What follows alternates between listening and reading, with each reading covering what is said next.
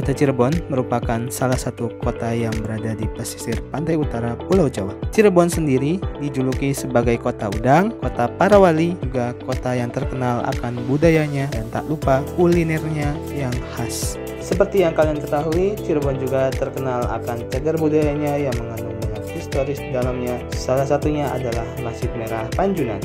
Masjid Merah Panjunan terletak di Jalan Panjunan nomor 43, Kelurahan Panjunan, Kecamatan Lemah Hungkuk, Kota Cirebon. Masjid Panjunan ini adalah sebuah tempat ibadah umat muslim di Kota Cirebon. Selain itu, dahulu Masjid Panjunan ini adalah tempat musyawarah para wali untuk mensyiarkan Islam di Pulau Jawa. Luas masjid ini kurang lebih 150 meter persegi. Waktu tempuh untuk menuju Masjid Panjunan ini kurang lebih 15 menit dari pusat kota Cirebon.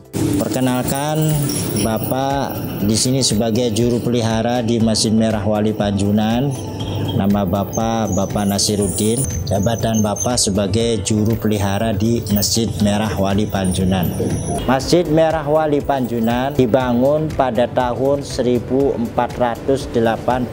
Masehi oleh Syarif Hidayatullah Sunan Gunung Jati. Sunan Gunung Jati membangun Masjid Merah Wali Panjunan ini masih dalam usia yang sangat muda sekali.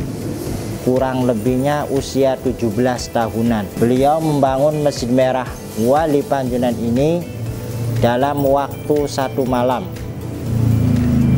Konon menurut beberapa narasumber bahwasannya Masjid Merah Wali Panjunan mempunyai nama dari Sunan Gunung Jati, yaitu Masjid Al-Atiyah, yang artinya sebuah cindramata atau hadiah kepada ibunda tercintanya. Karena ketika kecil, dari kecil sampai ia menginjak usia remaja dan dewasa, ibunda tercintanya selalu mengisahkan dan menceritakan tentang tanah Jawa, dan ibundanya berharap Syarif Hidayatullah Sunan Gunung Jati bisa mensyiarkan ajaran Islam di tanah kelahiran ibundanya. Ya, setelah masjid ini dibangun, beberapa waktu kemudian ada seorang syekh, seorang pemuka agama yang datang dari tanah Arab yang sudah lama menunggu akan kehadiran Sunan Gunung Jati, yang merupakan murid dari Syekh Nurjati, yang mana beliau bernama Syarif Abdurrahman Al-Maghribi, yang sedang bertapa di Gunung Plangon. Karena kedekatan hubungan nasab dari keduanya, sehingga Sunan Gunung Jati meminta kepada Syarif Abdurrahman atau yang dikenal dengan Wali Panjunan untuk tetap tinggal di Panjunan dan bermukim di sekitar Panjunan dan memakmurkan masjid yang sudah dibangun, sehingga masjid ini yang dulunya nama Masjid Al-Atiyah itu dikenal dengan nama Masjid Keramat Wali Panjunan, karena Syekh Abdurrahman Al-Maghribi dikenal dengan nama Pangeran Panjunan.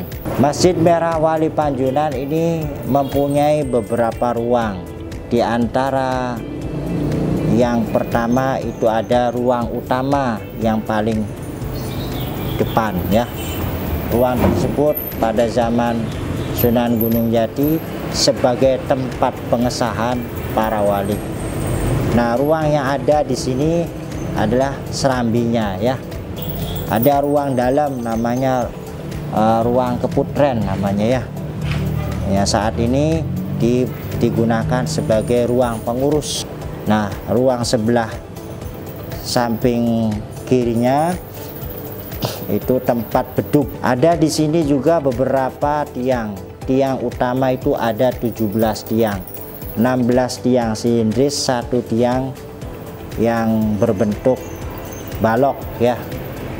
17 tiang ini menunjukkan filosofinya bahwasanya kita harus menjaga 17 rakaat atau 5 waktu sholat sebagai tiang. Siapa yang mengurangi atau sholatnya bolong-bolong, maka ia akan meruntuhkan agamanya sendiri, ya. Artinya sangat dipentingkan yang namanya sholat 5 waktu.